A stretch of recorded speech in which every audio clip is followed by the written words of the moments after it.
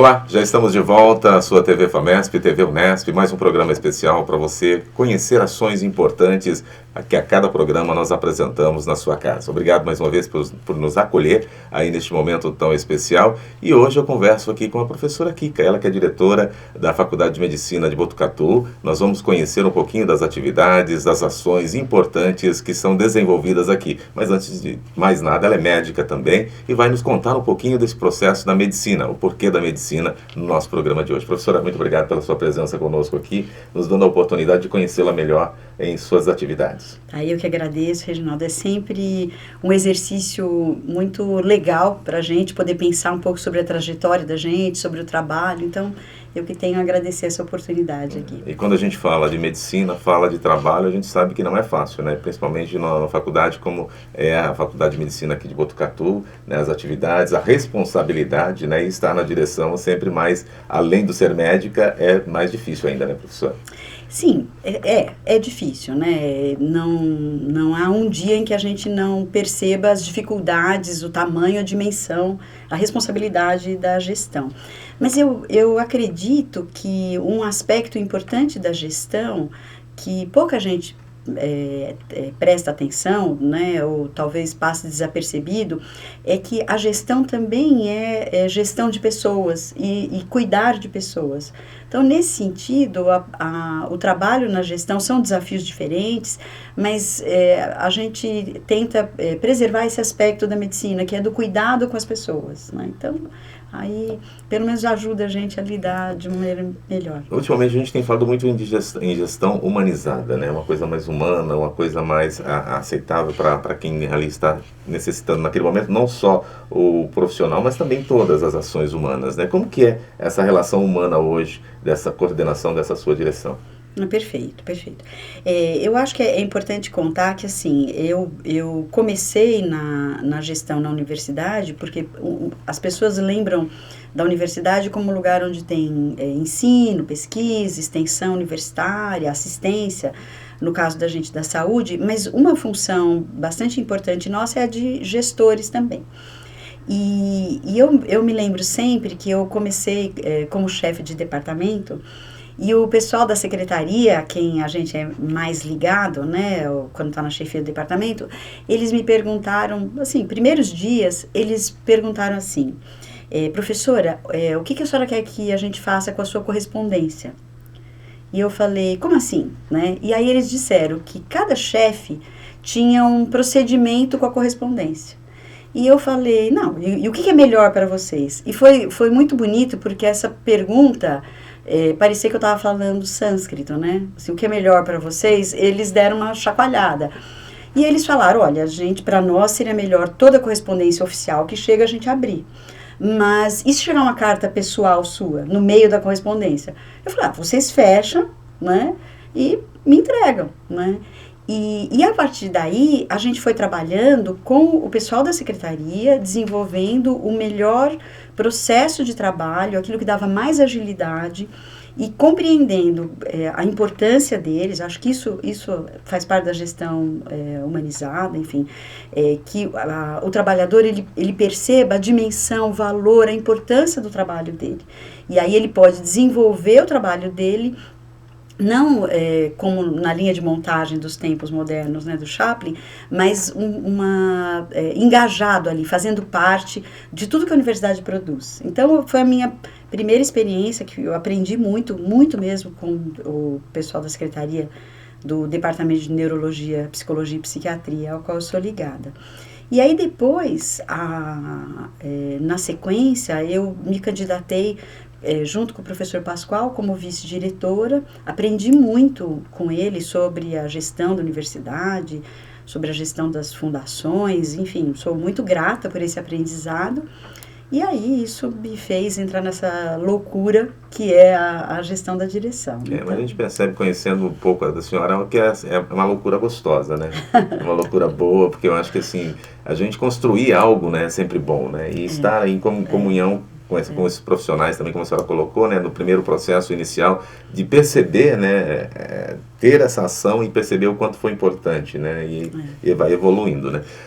A senhora é psiquiatra? Eu sou, isso, sou médica psiquiatra, né? psiquiatra. E o que levou a médica psiquiatra para a docência?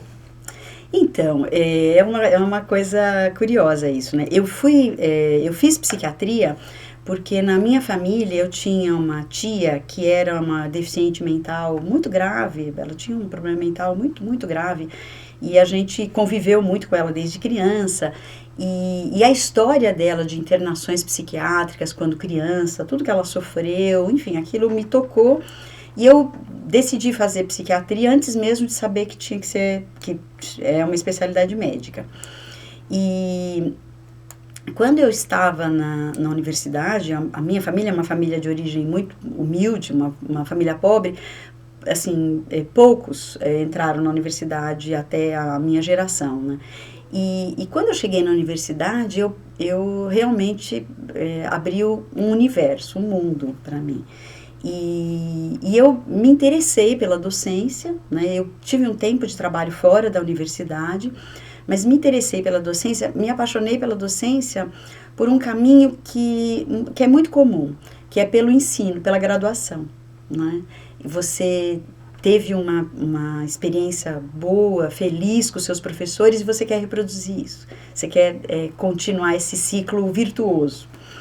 E aí, depois, dentro da docência, as atividades de pesquisa, de extensão, elas são desafios à parte e muito bons da gente desenvolver. Pena que o dia só tem 24 horas, então não cabe tudo ali. Mas foi um pouco esse o caminho para chegar na docência. E o que você diria hoje para quem está nos acompanhando aí, que está vindo para a universidade, né? A gente critica muitas vezes o ensino, como que está o ensino no país, como que você também avalia esse ensino e o que você diria para quem está chegando na universidade hoje? Porque às vezes chega sem perspectiva nenhuma, sem, eu vou fazer a medicina, ou vou fazer qualquer um curso de graduação, mas tem que vir com alguma coisa, né? Sim. Eu acho que você pode nos dar uma dica importante para quem nos acompanha. No nosso país, ainda é um pequeno percentual de pessoas que conseguem chegar no ensino superior. Ainda é pequeno, a gente tem potencial para crescer muito mais. Acho que esse é um aspecto. Então, isso nos coloca numa condição, nós que conseguimos chegar no ensino superior, numa condição de um certo privilégio, né? E de uma responsabilidade com a transformação da nossa sociedade. Então, o Brasil é um país que tem inúmeros desafios, um país que tem uma desigualdade obscena, e é uma obrigação nossa, de todos que chegaram ao ensino superior, em especial de quem está na universidade pública, ajudar a nossa sociedade, devolver para a nossa sociedade aquilo que nós recebemos.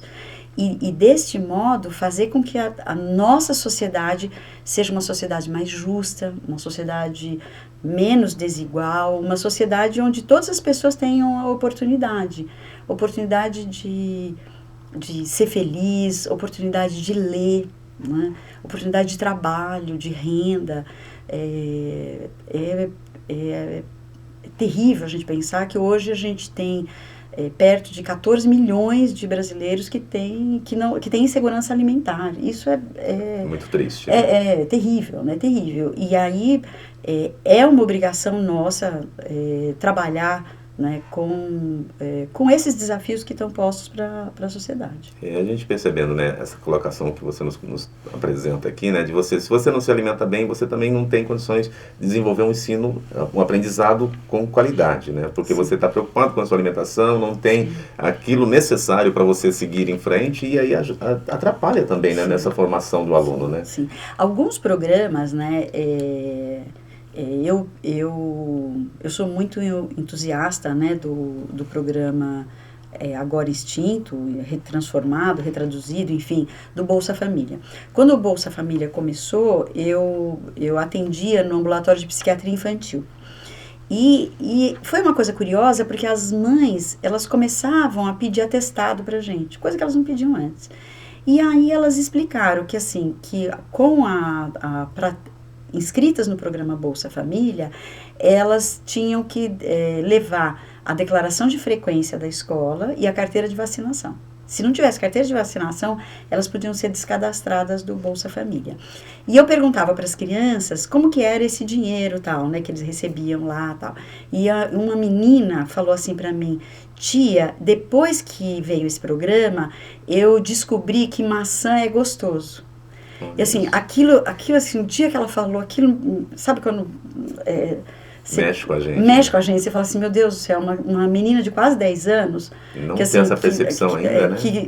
Que descobriu que maçã é gostoso, assim, seguramente porque não tinha acesso a frutas e a uma série de coisas, né? Então, é uma obrigação nossa estarmos atentos às necessidades da nossa população e trabalharmos para devolver aquilo, né, aquilo que a gente recebeu na nossa formação. E você estava me perguntando da educação no país, né? A gente tem muita crítica sobre os professores, né? Principalmente do ensino fundamental, das formações, médio, né? Da formação e tal, né? Gente, eles são guerreiros, né? Assim, trabalham com crianças em cuja casa não tem papel. Assim, isso, na minha casa é impensável pensar não ter papel, não ter caneta, né? E tem em vários lugares da casa. Então, trabalham com crianças que vão para a escola, claro, com o programa de merenda, isso fica minimizado, mas assim, crianças que vão com fome, com déficit de atenção, sofrendo violência doméstica. E esses professores que são guerreiros, que estão lá na linha de frente, sabe, conseguem ainda assim alfabetizar, fazer com que algumas crianças tenham oportunidades. Isso realmente são os professores, em especial dos primeiros anos, né, da escolarização, são os nossos heróis. E como a gente gostaria que tivesse um cuidado com esses professores também, né, porque os nossos governantes poderiam olhar melhor para esses professores, né, a gente já critica a formação, mas nem sempre é a culpa deles, na maioria das vezes é quem está governando, né, quem está administrando para que dê uma condição melhor para isso mudar, né? Sim, quer dizer, os nossos gestores, eles têm que estabelecer políticas públicas de valorização do professor, porque é só, quando a gente olha os países que estão em melhores condições do que os nossos, e você vai olhar para trás, o que você vê é que teve um investimento, teve políticas públicas, fundamentalmente em saúde e educação. Né? Isso é importantíssimo, né, nós aprendermos isso. E por que a medicina? O que levou você à medicina? O que te fez... você falou um pouquinho da psiquiatria, mas o que te levou à medicina? Em que momento você falou, vou ser médica, eu vou estudar medicina? Então, eu falei, vou fazer medicina porque eu queria fazer psiquiatria, né? Mas o meu avô materno, ele era um benzedor. Ele era um português que aprendeu, né, na lida ali, e ele benzia, né, ele benzia as pessoas, ele não cobrava nada por isso, claro, né, mas eu era pequena, eu gostava muito de andar com ele. E eu me lembro que a gente ia às vezes em algumas casas que tinha crianças muito desnutridas e muito apáticas. E eu me lembro dele com as mãozinhas enrugadas, fazendo massagem nos bebezinhos com azeite. E ele falava para a mãe, compra um azeite, se for melhor, mas se não for, serve do mesmo jeito. E ele fazia massaginha assim na criança, fazia uma estimulação e punha a criança no peito para mamar. Né? E aí eu falei, poxa, gostei desse negócio, né? Tem algo a ver comigo, né? Essa coisa do cuidado, né? É uma coisa que... E aí, enfim, as profissões da saúde, elas foram se colocando como uma possibilidade.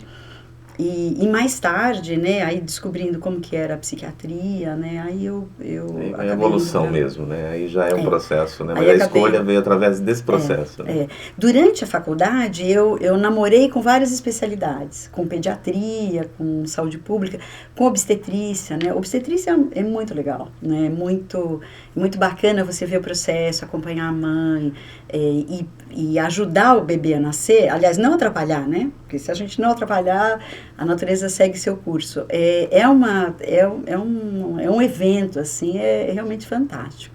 Mas aí acabei indo para a psiquiatria mesmo. Parabéns, aí são escolhas que a gente faz, né, para o resto da vida, né? Eu falo que eu ainda não me arrependi. Então, ainda não me arrependi. Eu estou com 35 anos de formada esse ano, né? E são 35 anos estudando psiquiatria, claro, teve outras coisas no meio do caminho. E a medicina não para, né? Não para. Não para e você não consegue acompanhar tudo da sua área. Mas ainda não me arrependi de ter feito psiquiatria. Que bom. Tem novidades aí na sua direção? O que tem projetos novos para a faculdade? Dá para a gente colocar algumas ações já para adiantar para quem nos acompanha? Então, a nossa gestão, né, a minha e da professora Jaqueline, é uma das... Nós não conhecemos outra faculdade de medicina que tenha tido 2 mulheres simultaneamente na gestão. Algumas escolas médicas mais tradicionais nunca tiveram uma diretora sequer. E eu digo isso porque eu entendo que sermos mulheres, né, numa cultura onde o cuidado ele é algo reportado, delegado fundamentalmente à mulher, traz essa marca, né? Então é uma gestão onde a gente busca cuidar dos trabalhadores, dos professores, dos alunos. Então acho que essa é uma questão.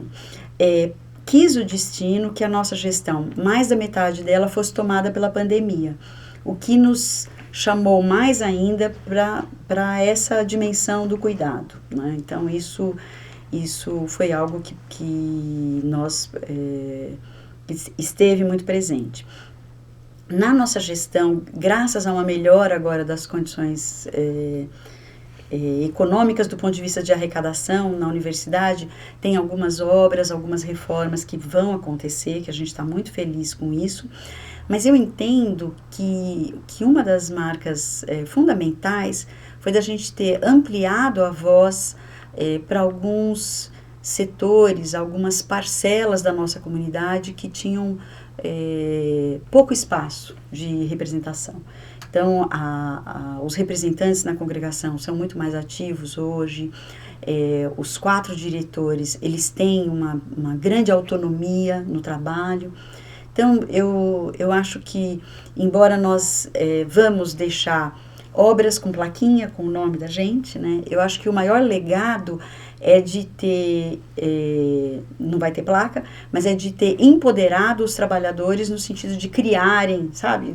De se apropriarem do processo de trabalho, se sentirem partes da instituição, né? Esse foi nosso esforço. É um legado que vai ficar aí, né? Porque quando esse processo ele começa a ser efetivado e as pessoas entenderem, é muito difícil mudar depois, né? Porque você deu voz para quem não tinha voz, você dá oportunidade para quem não tinha oportunidade, eles já começam a acostumar e essa crescente ação é importante, né? Sabe que eu trabalhei na Prefeitura de São Paulo um período curto entre o término da residência e aqui.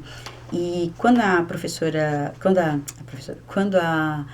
prefeita Luísa Erundina saiu do cargo, né, ela, num discurso dela muito bonito, ela falou assim, olha, os trabalhadores da prefeitura e a população aprenderam que há coisas que são muito boas de se viver. E essa memória não se perde. Então, eu jogo toda a minha esperança, né, de que aquilo que a gente construiu de positivo em termos da cultura do trabalho dentro da Faculdade de Medicina não se perca, né, e que as pessoas, né, os trabalhadores aqui da Faculdade de Medicina possam levar isso adiante. Um desafio para nós, que é um desafio, né, e que foi muito dificultado com a pandemia, é trazer os estudantes mais para perto. Então, isso é algo que a gente, assim, nós estamos comemorando hoje, né, os 59 anos da faculdade, no aniversário, e uma das coisas que nós pautamos para a comemoração dos 60 anos é conseguir trazer os nossos estudantes mais para perto. Aí, ouvi-los melhor, né, de uma forma melhor, né? Você está acompanhando conosco aqui, nós estamos conversando com a professora Kika, ela que é diretora da Faculdade de Medicina de Botucatu, e para que a gente finalize essa ação, como gerenciar médica, mulher, mãe, professora, como gerenciar tudo isso? Então, eu tenho uma amiga que falou assim, como é que você dá conta, né? Aí eu falei para ela assim, eu não dou conta. Acho que essa é a primeira coisa. Fazer o luto da perfeição, né? Alguma coisa a gente não vai conseguir fazer exatamente como a gente queria. Acho que essa é uma coisa. A segunda coisa é estar bem acompanhada, né? A equipe da gente aqui é uma equipe, assim, Eu realmente só tenho elogios. As pessoas são diferentes e as diferenças delas é que contribuem, né, para esse crescimento da instituição. E na minha vida pessoal também, na minha vida familiar, também eu conto muito com uma rede de apoio aí.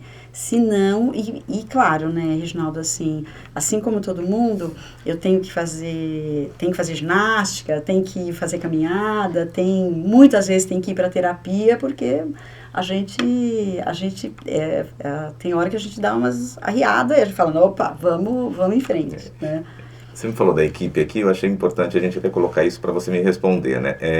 Às vezes você assume a diretoria, mas a equipe já existe, né? Ela já está formada ali e tem que ter um casamento com essa equipe para que ela possa realmente responder da forma que você está colocando, né? Da equipe, ela ser aí extraordinária, estar à frente dessas ações, mas isso tem que ter um casamento, né? Porque o diretor, ele assume, mas muitas das ações já estão ali, né?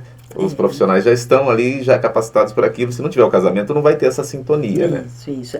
Tem alguns servidores, tem algumas trocas. Até porque, às vezes, um funcionário que estava antes trabalhando junto com o professor Pascoal acaba indo para uma outra função, né? Como foi no meu caso. Então, algumas trocas existem. Mas é verdade, essa sintonia é como na música, né? Sim. Quer dizer, a gente tem que afinar as violas aí para a gente construir. Eu acho que as pessoas me perguntam às vezes assim, ser psiquiatra ajuda na gestão? Eu acho que ajuda porque a gente tem uma prática de ouvir, né? Tá. Mas eu acho que tem uma outra coisa. Ser mãe de 2 meninos também ajuda. Ajuda, né? Porque às vezes o que as pessoas querem é um pouquinho da atenção, um pouquinho de valorização. Ela traz uma ideia e se você não pode ouvir naquele momento, fala assim, olha, eu preciso marcar com você um horário que eu consiga, né? Então, valorizar, né, o trabalhador naquilo que ele pode oferecer, eu acho que é o segredo para a gente conseguir trabalhar a despeito das dificuldades. Acho que é isso. Que maravilha. Experiências que a gente vai adquirindo aqui no programa, né, entendendo, aqueles nossos convidados nos ensinando cada dia para que a gente possa também exercer algumas das nossas ações, mudá-las quando necessário ou não, dar continuidade. Professora, muito obrigado pela sua presença aqui conosco. Foi um prazer recebê-la aqui para que a gente possa falar um pouquinho, né, das suas ações, das ações da faculdade. E a gente espera, como você colocou aqui, né, que logo a gente volte e você fala, olha, já consegui ter um diálogo com o aluno já está melhorando nessa condição e que seja aí vitoriosa as suas ações.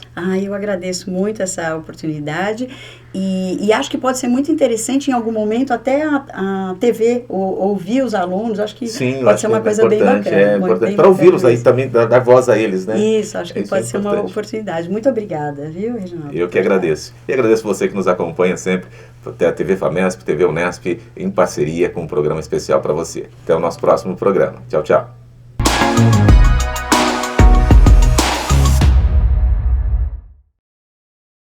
Como que eu vejo hoje o enfermeiro? O enfermeiro, para mim, ele é um protagonista no cuidado ao paciente, na assistência do paciente.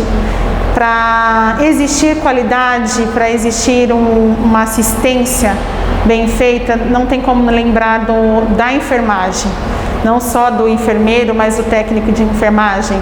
Porque eles são os responsáveis por toda a qualidade na assistência, por todo o preparo, e eles são os responsáveis nessa arte do cuidar, como é bem lembrada a enfermagem. Nós estamos 24 horas, nós somos profissionais que muitas vezes detectamos as dificuldades, as melhoras, as pioras, as melhoras na questão emocional ou mesmo na sua saúde, né? Eu vejo a enfermagem mesmo como a responsável pela assistência e a qualidade de um hospital de referência. Escolher essa profissão não dá para dizer somente por gostar, mas precisa existir um amor para aquilo que faz, porque nós não estamos cuidando de um objeto, nós estamos cuidando de uma vida, nós estamos cuidando de um ser humano. E traz conosco uma grande responsabilidade, porque além de trazer uma melhora na vida, uma melhora na saúde, nós podemos também amparar nos momentos difíceis, nós podemos abraçar nos momentos de dificuldade. Então, eu escolhi a enfermagem por saber que eu estou cuidando de um ser humano, cuidando de mais uma pessoa, com as suas dificuldades, com as suas debilidades, sabendo que eu posso proporcionar uma melhora, não só na saúde, mas como ser humano, trazendo o amparo, o afago e melhorando, trazendo uma melhora nas suas questões emocionais. Dia de hoje falando do enfermeiro. Dia do profissional da enfermagem. Um dia que a gente, não só hoje, mas todos os dias, a gente só tem a agradecer, né? Ficou muito mais evidente a devoção e a participação desse profissional na equipe multiprofissional, que seria do resto se não fosse os profissionais que estão extremamente em contato, né? Fica muito claro para a gente o que é a arte de cuidar, né?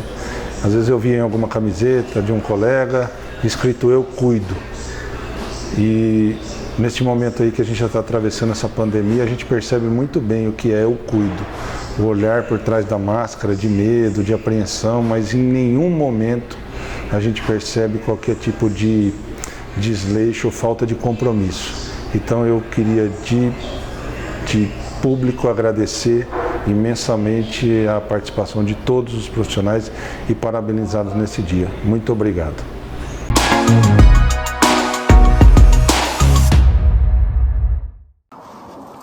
O som que você ouve agora pode mudar muitas vidas. Eu estava indo trabalhar e eu pego a rodovia. Um dia antes o meu pai falou: amanhã dá uma olhada no pneu do carro que tá murcho. E eu acordei atrasada e não olhei. Então, acho que você analisar, avaliar do jeito que está seu carro, às vezes você para num posto para abastecer, os frentistas até se disponibilizam a fazer as coisas no seu carro. E às vezes você fala, não precisa. Então, acho que dá importância a isso sim. Até onde eu sei, eu não lembrava, e quando eu fui para casa todos os dias tinha que me falar que eu tinha sofrido um acidente, porque não sabiam o dia que eu ia lembrar. No começo eu comecei a me questionar e perguntar para Deus por que isso estava acontecendo. Eu até, que nem eu sou católica, eu não conseguia comungar na igreja e tal, porque eu falava, como que eu vou receber aquele que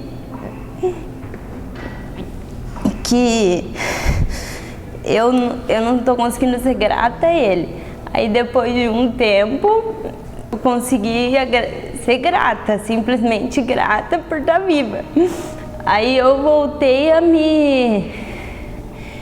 a ficar bem com Deus, assim, por causa que eu comecei a ser grata. Acho que a gratidão é uma coisa que influencia muito em você, que você tá bem, assim, você agradecer por você estar viva, simplesmente. Não pode eliminar a revolta. A revolta acontece, a revolta você tem. Mas, acima de tudo, você agradecer por estar viva, simplesmente.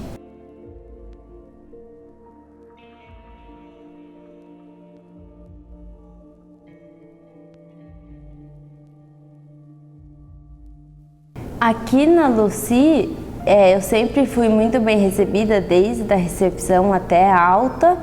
Assim, tudo aqui é sensacional, os profissionais são muito bons mesmo, assim, a gente tem uma melhora, talvez eles nem tenham a consciência, nem saibam tanto que eles ajudam, tanto que é importante a função deles aqui, mas é um lugar sensacional.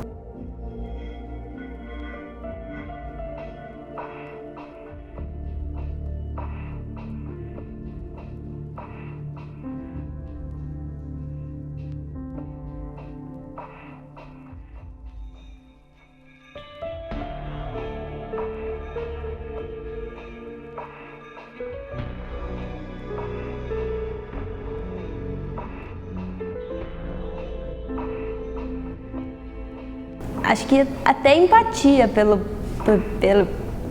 próximo, assim. Uma empatia maior pelas pessoas. Saber valorizar quem está do nosso lado de uma forma que vão estar ali do seu lado para o que precisar.